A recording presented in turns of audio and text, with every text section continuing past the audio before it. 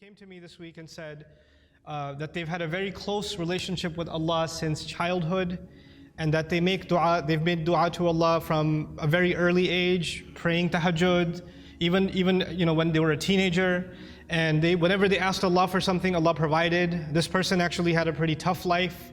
Father passed away at an early age, no brothers, and this woman has lived a pretty lonely life and basically decided to really truly depend on Allah. And so as she grew and developed in her years, she found that Allah miraculously answers her prayers. Every time she asks Allah for something, Allah has never left her prayer unanswered. So she developed this reliance and this closeness with Allah and would always turn back to Allah. She needs something, she goes and prays 2 rak'ahs and she makes dua to Allah. So a really beautiful connection she had with Allah. But where did the question come from? The question came from a fact that more recently she went through quite a series of very unexpected difficulties in life. And she decided that she's going to increase her ibadah to Allah and increase her du'as because her problems have also increased. So you figure the more your problems increase, the more you're going to ask Allah to help you solve your problem. And so she does that, and she prays like she's never prayed before, fasts like she's never fasted before, begs Allah, cries to Allah, sheds tears before Allah like she's never done before. But the problems keep getting worse. They don't get any better. And she starts thinking to herself, maybe Allah is not happy with me, because before I used to pray and everything used to get answered. I've never had this problem before. Every time I had a need, I turned back to Allah and Allah solved my problem. But now I'm making dua after dua after dua, and I continue to beg Allah, and my problems are not getting solved, they're only getting worse. What could possibly be the reason? And in her mind, the reason was, I must have done something wrong. Allah must no longer be answering my prayers because somehow I've been disqualified. I'm not in Allah's good books anymore. The reason I decided to give this khutbah is that this is a very common notion that can creep into somebody's mind. We make dua, every human being makes dua, and we're expecting that Allah Azza wa Jal will give us an answer. We're hoping that Allah will solve our problem. There are two kinds of du'as basically, for most of us. The one kind of dua, and I'm talking about the ones we make for ourselves. One kind of dua is we want a problem that we have right now to be solved. We have an issue, we have some circumstance, and we want Allah Azza wa Jal to protect us from falling into a worse problem, to secure the good things that we have, etc. And of course we make dua for our future. We make dua for ourselves, our children, and to take care of things in the future. Ya Allah, things are good right now, Ya Allah, keep them this way. Preserve what we have here. These are the kinds of duas that we make for ourselves. The thing that I wanted to highlight, and I've talked about this in another khutbah, but today's khutbah is slightly different, on a slightly different note, and that's why I chose Maryam Salamun Alayha. But the first thing I wanted to highlight is a quick reminder to all of you, is that your dua getting answered immediately or not getting answered immediately has nothing to do with whether or not Allah is happy with you. It has nothing to do with that. There's no connection between those two things. And even if there was a connection, you will never know. You cannot guess what the reason is. You have the case of Nuh alayhi salam, who was a very loving father. He made da'wah, he invited his people to Islam for 950 years. Can you imagine? You think he made dua for his son? You think he made dua for his wife? All those years? Or he didn't care about them? Someone who cares so much about his nation, they spit on him, they insult him, and he goes back to them and makes dua for them 950 years. You think he ignored his own son, his own wife? All those years of dua, and they didn't change. Isn't that the case? Does he blame himself? Yeah, maybe I didn't do something right. Or maybe Allah stopped listening to me.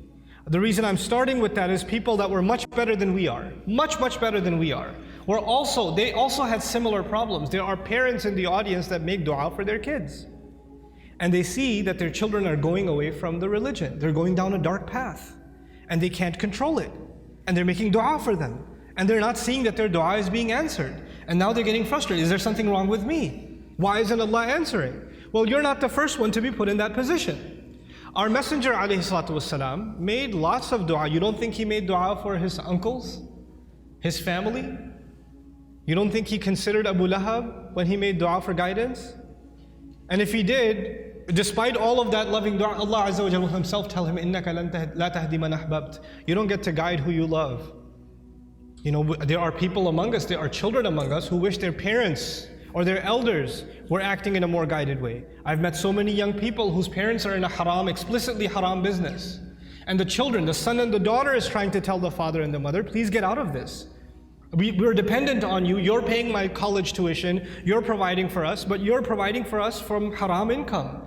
And I'm not in a position to provide for the family right now, but this is wrong. And then they're told you're being disrespectful, you shouldn't talk back to your parents, etc., etc. Now, it's the flip side. It's the children making dua for the guidance of their parents. But things aren't changing. Things are where they were. These frustrating situations happen. And then on top of that are situations like health calamity. Not just family problems, but health calamity.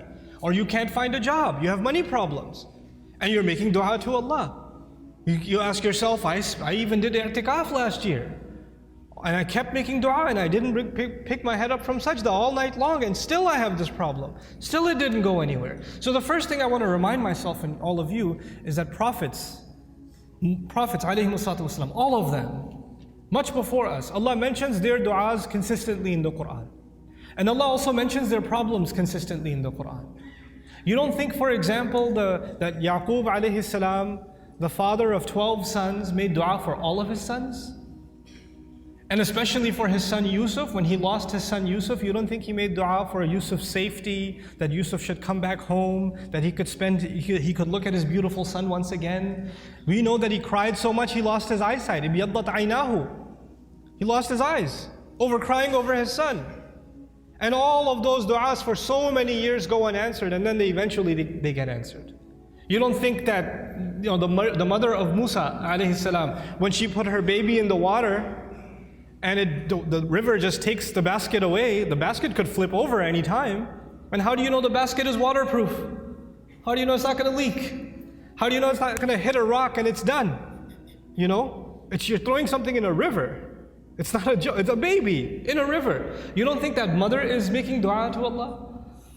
And notice the difference. In that case, in the case of Musa's mother, she makes dua to Allah, and a few hours later, she's reunited with her son. Just a few hours later. By the time the baby is hungry for the next meal, he's back with his mother. And in the other case, with the case of Yusuf alayhi salam, he was separated from his father. But he wasn't reunited with his father for many years. For many, many years. We are going to go through difficulty in life. And all of our problems are not going to be solved because we made a dua to Allah. Understand the reality of dua. What is the purpose of dua? We often confuse dua with talab. Talab in Arabic means to ask for something, to demand something. Dua means literally to call. That's what it means. Da'awtukum, I called you, I invited you, I cried out to you. This is dua. When we make dua to Allah, sometimes in that dua we are making demands. It's true. We're making requests. But we should never forget that all of those requests, you know what they are at the end of the day? It's a humble slave of Allah turning back to Allah and begging Allah to help him with whatever problem. But it's more than Allah solving your problem. It's just the act that you communicated with Allah that's the most valuable thing. The fact that you actually engaged Allah in conversation, that is the goal in the end. Whether or not Allah will solve your problem immediately is a separate problem. And I want to share just a quick thing about that, then I come to Maryam salamun alayha. Sometimes you go through problems and you ask yourself, what is my fault in all of this? Why do I have to go through these problems? What did I do to deserve this? Let me ask you this. Yusuf alayhi salam was a child, right? A child by definition is innocent. What did a child do to deserve being kidnapped? What has a child ever done to deserve being thrown inside of a well in the middle of the woods? What has a child ever done to deserve being sold as a child slave in a different land? What is that when he grows up as a young man, what did he ever do to deserve being thrown in jail over a false accusation? And he spent many years in jail, not because of something he did. He was innocent. And he spent all those years in jail. He went through situations in life that if anybody else went through those situations, you'll say, life is unfair, man, what are you going to do? Life is unfair, But you know what happens to a believer? They don't just say life is unfair, they say Allah is unfair, ma'adallah. Allah did that to him. Yet Allah says in Surah Yusuf, Wallahu ghalibun ala amrihi. Allah was overlooking everything he did in his decision. Every decision that was made for Yusuf, Allah was dominating that decision, overlooking that decision. How? Sometimes you and I go through difficulty because Allah knows something better is coming. Sometimes that better thing that is coming is for you. Sometimes it's for somebody else. Sometimes it's not for you. Sometimes it's for somebody else. Sometimes the benefit of your difficulty will come back to you, the return will come back to you while you are still alive. Sometimes the return is meant to come back to you after you go back to Allah. What happened with Yusuf alayhi salam? A father was separated from a child. It's a tragedy, isn't it? But imagine if he was never kidnapped, he would never be in the well. If he was never in the well, he would never end up in Egypt. If he was never in Egypt, he would have never grown up there and been thrown into prison. If he was never in prison, he would have never met those two guys he met in prison, whose dream he interpreted. If he never met those two people, one of them who got to live and go back to the king, and when the king saw a dream, a strange dream, he would have never said, wait, I know someone who can help interpret your dream. And if that never happened, and you know what that dream was? 7 good years in the country, and 7 years there's not going to be any crop, any produce, any harvest. People are going to starve to death. If Yusuf was not in prison, alayhi salam, and then was taken out to interpret that dream at that time, there would have been an economic, financial, social crisis in the country, and hundreds of thousands of children would have starved to death. One child suffered for a few years, but because of that child suffering, Allah's plan was to save a lot of families, a lot of fathers and mothers from losing their children to starvation. Because of the plan that Yusuf alayhi salam came back when he interpreted the dream and gave, when he became the treasurer. I have a friend, some of you might have heard of him. His name is Robert de Villa. I asked his sister about him if she knows him, and she said yes, she's heard of him. The man can't move any part of his body other than his face. He can't move any part of his body. What did he ever do to deserve that? Nothing. But how many people have accepted Islam because of his disability? How many people have just heard about that and have come back to Allah? How many people that were ungrateful in life, even though they were Muslim, they were only Muslim by name, and decided to submit their heart back to Allah because that man is sitting in a bed. His suffering, his pain becomes guidance for millions of people. You understand? Sometimes the difficulty you and I go through is actually a small price to pay for a lot of khair, a lot of good that will either come to me now or it will come to me in the akhirah, will come to me after I go back to Allah. So our du'as are not the same as placing an order. Now I get to Maryam salamun alayha, and I really, when she spoke to me, I remembered her, because the thing with Maryam salamun alayha was even when she was young, her birth was strange. It was mentioned in the Quran. Not many people's birth is mentioned in the Quran. And she, the mother was expecting a son, but she had a daughter instead. And Allah says, "Laysa dhakaru kal untha," which has a multiple layers of meaning. But I'll just highlight one of them. This girl is like no other boy. This girl is special. And by the way, please remember those words next time. Any of you, if you're expecting a child and that you were hoping, and your mother was hoping, and your father was hoping, and your extended cousins were hoping it's going to be a son, and you have a daughter, you remember that Allah didn't highlight the birth of a child like He did the birth of Maryam salamun alayha. It's an honor to have a daughter. It's a gift of Allah to have a daughter. And it's actually the behavior of the mushrikun to be upset that you had a daughter. ظَلَّ وَجْهُهُ مُسْوَدًّا وَهُوَ كَظِيمٌ. His face turns dark and he's depressed. He's swallowing his upset attitude because he had a girl. Girls are a blessing from Allah Azza wa Jalla, an honor. And it's a disrespect not only of the gift of Allah, but of the ayat of the Quran when you're upset that you had a daughter. You should be mindful of that. But that's on a side note. This child is born. She's actually given a special place in what was then the central house of Allah. And Zakaria alayhi salam used to take care of her, and every time he used to come to visit her to make sure she's doing okay, because she was dedicated living in the house of Allah. كُلَّمَا دَخَلَ عَلَيْهَا زَكَرِيَّا الْمِحْرَابِ وَجَدَ عِنْدَهَا رِزْقًا. Every time he'd walk in, he'd see fruits, food in front of her, and he'd say, "Where did you get these fruits? These fruits don't even grow here. And these fruits aren't even from this season. These fruits grow in the winter, these fruits go in the summer. You have them in off season. Where did you get them from?" she would respond, قالت هو من عند الله. These come especially from Allah. These fruits come to me from Allah. Imagine somebody whose du'as are answered in a way that's special delivery from the sky of food for this woman. And so when this sister was telling me her du'as get answered in life, I remembered Maryam salamun alayha and how miraculously Allah would intervene and provide for her even matters like food. Things that we can get up and get ourselves. She didn't even have to get up for that. Very special child, very special woman. And so about this woman, what I wanted to share with you is later on in life what happens to her. When she's a young woman, angels visit her, tell her that she's going to have a child. The first thought in her mind, I'm not married. What do you mean I'm going to have a child? Lam yamsasni bashar, no man has ever touched me. What in the world do you mean I'm going to have a child? كَذَلِكِ قَالَ هُوَ رَبُّكِ. That is how your master declared it. I'm sorry, we're just here to deliver the news. We're not here to negotiate whether this is going to happen or not. That decision has been made. You're having a baby. Now she's in shock. What am I going to do? She's going to turn back to Allah and hope that this will not happen to her. But it's going to happen.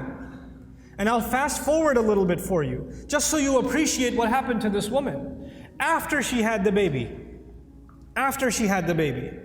and she came back to her town, the entire community that looked up to her as a zahida, as a spiritual woman, as a woman of worship and ibadah, someone who even the prophet of their community, Zakaria, had endorsed.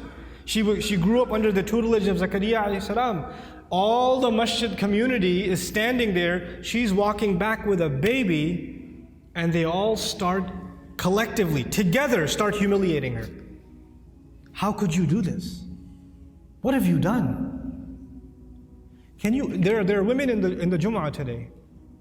No Muslim woman can ever imagine being in a situation where she's holding a baby and somebody's telling her that child is not legitimate. She cannot imagine that kind of humiliation. No Muslim. And none of us can imagine that kind of accusation for our sister, for our mother, for our daughter. We cannot imagine that pain. It's beyond us. For the Muslim, our dignity is greater to us than our life. The sense of dignity Allah has given us is more valuable to us than even our life. And she knows that when she goes back with this baby, that's what they're going to say. It's one thing that they might be saying it behind her back. They're saying it in public in front of her. In front of her. Now I want to take you back to how she dealt with this problem.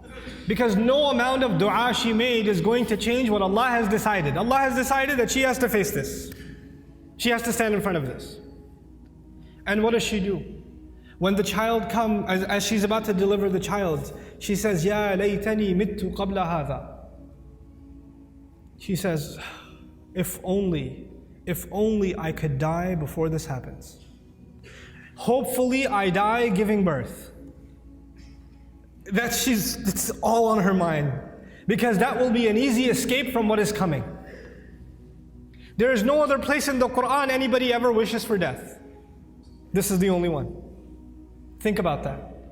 Why is it there? Allah Azza wa Jalla is acknowledging that sometimes people go through such traumatic, humiliating situations where they wish they were dead. Even that happens. That's how extreme her situation became. And Allah acknowledged that and recorded that in the Quran. Ya laytani mittu qabla hadha. I read this and I was just in shock. Like, how did she just say that? You know, our Messenger alayhi salatu wasalam told us, La yatamannayanna ahadukum al-maut. None of you should ever wish for death. You should not wish for death. That's not something you should say casually. And she's actually now wishing for death. Why? Because this is an extreme case. This is a crazy situation. And so, the humiliation she will face is far worse than death. So she says, Ya laytani mittu qabla hadha. There are going to be, this is in the Quran for a reason, there are going to be people that are going to be in humiliating situations. And there's no getting out of it. There are going to be people that are going to have to face their family, that are going to have to face false accusations, that are going to have to face up to a mistake they made in the past. Who knows? And they're going to have to face that kind of trauma. And they'll have to find comfort in the example of Maryam salamun alayha. But she didn't stop there. She said, وَكُنْتُ نَسْيًا مَنْسِيًّا. 2 words, نَسْيًا مَنْسِيًّا. It was incredible words. Nasi in Arabic, they say fa'al and fi'il, these 2 awzan. They say nisi also. In one qira'ah it's nisyan. In another qira'ah it's nasyan. This is similar to dhibh. In the Arabic language, you have 2 kinds of words, dhibh and mathbuh. Nasi and mansi. The first of these words is actually used, I wrote this down for you, وَلَا يُقَالُ لِلْكَبْشِ ذِبْحِ إِلَّا إِذَا أُعِدَّ لِلذِّبْحِ. For an animal, for a goat or a ram, you don't call it dhibh until it's ready to be slaughtered. It hasn't been slaughtered yet. Once it is slaughtered, it's called dhabih. It's called madhbuh. Not before. Before it's called dhibh. She uses 2 words. Common translations say, I wish I was dead, I wish I was forgotten. That's what the translation says. But there are 2 words of being forgotten. One of those words, nasyan, actually means I wish, even though, because she's away from the masjid, right? She's not back home. I hope nobody ever misses me. They don't even ask the question, where did Maryam go? I wish I could be invisible, forgotten from people's memories right now, and nobody even has the thought of me. This is nasi. Nobody even thinks I existed. There are people that go through the kind of depression and anxiety where they don't come out of home. They don't leave home. They don't pick up phone calls. They don't answer text messages. They get anxious being around people. They're going through so much trauma that they wish they were forgotten. As a matter of fact, even if somebody knocks on the door, they say, I wish they didn't remember me. I wish I didn't have to face anybody. They want to just crawl away, but just be by themselves. This is nasyan. And she's hoping already that she dies. And nobody even comes looking. And then later on, even if years go by and nobody found out what happened to her, mansiyan. She's completely forgotten. There's no memory of her in the future either. I hope nobody thinks of me right now and I become invisible in the future also.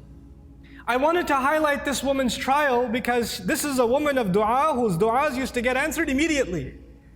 She didn't even have to ask for food and it used to come. And this is the situation Allah put her in. This is the trial that Allah put her in. Think about that. This is not because Allah hates her. This is not because Allah forgot about her. This is not because Allah wants to humiliate her. This is actually, all of this ended up becoming Allah honoring her. All of this became Allah honoring her. What was her humiliation? Her humiliation was, people are going to say, you had this child without being married. You had a haram child. That's what people are going to say. And what was the child's name? You know? His name was Isa. There is no other prophet in the Quran who, when Allah mentions their name, He honors their parents also. Except Isa. Isa ibn Maryam, Isa ibn Maryam, Isa ibn, over and over again. Isa the son of Maryam, Isa the son of Maryam. Do you find Muhammad the son of Abdullah? Do you find Yaqub the son of Ishaq? Ishaq the son of Ibrahim? Yusuf the son of Yaqub? You find these? No. Every time Allah honors that messenger, alayhi salatu, or not every time, but multiple times, when Allah honors that messenger, He honors his mother. And by the way, this is important because for the Arabs, when you say Ibn, or for even the Semitic people, when you say Ibn, right after Ibn, you mention the father's name. You mention the father's name. Your last name comes from your father. Allah goes out of His way to remind people that no, He has no father, and we are going to go out of our way to honor that mother. Isa ibn Maryam, every time. Allah mentioned that humiliation for another reason, and I close with that. I told you last time, and earlier on in this khutbah, sometimes your pain is going to be a relief for other people. You're going through difficulty because it's meant to serve a greater cause than yourself, and you will be the sadaqah jariyah for them. You'll be a way of goodness for them. This is the pain of Maryam salamun alayha. Every time a woman is humiliated, every time a woman is falsely accused, every time a woman wishes she was dead, then to face what she's supposed to face, then she's going to find comfort in Maryam salamun alayha. And every time she finds that comfort, the rank of Maryam rises again and again and again and again. SubhanAllah. Our du'as are a means by which we connect to Allah. Our du'as are not a means by which this world becomes heaven. This world is going to be full of trials. People that were much better than we are had difficulty in life. That's okay. لَقَدْ خَلَقْنَا الْإِنسَانَ فِي كَبَدٍ. We created all human beings in toil and labor and struggle. Struggle is a part of life. The purpose of dua is to help you and me deal with those struggles and to never forget that Allah is with us, whether it's hard times or easy times. May Allah Azza wa Jal not make us people that lose faith. May Allah Azza wa Jal honor us and help us remember that no matter how much people try to humiliate you, people try to put you down, people insult you like they did Maryam salamun alayha, Allah still honors you. There's a big difference between what people say about you and what Allah thinks about you. Because if you go by what people said, then Maryam was the most humiliated, insulted person in society. And if you go by what Allah says, she's one of the most honored women in all of human history. So we go by what Allah says. Allah is the one who honored us. وَلَقَدْ كَرَّمْنَا بَنِي آدَمَ. We honored the children of Adam. May Allah Azza wa Jal make us dignified before Allah Azza wa Jal, before He makes us dignified before people. بارك الله لي ولكم في القرآن الحكيم ونفعني وإياكم بالآيات والذكر الحكيم.